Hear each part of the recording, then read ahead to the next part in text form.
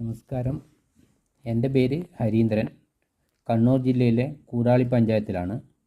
ഇപ്പോൾ സൗദിയിൽ റിയാദിൽ വർക്ക് ചെയ്യുന്നു.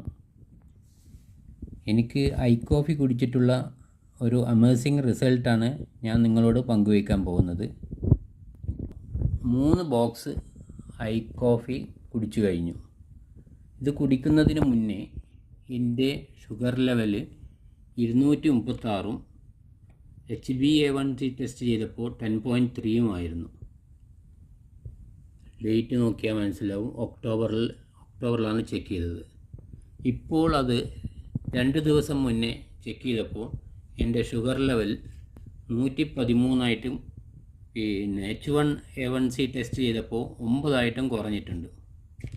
അതിനു പുറമെ ഷുഗറുള്ള കുറേ പ്രശ്നങ്ങൾ മാറിയിട്ടുണ്ട്. കാല് തരിപ്പ്,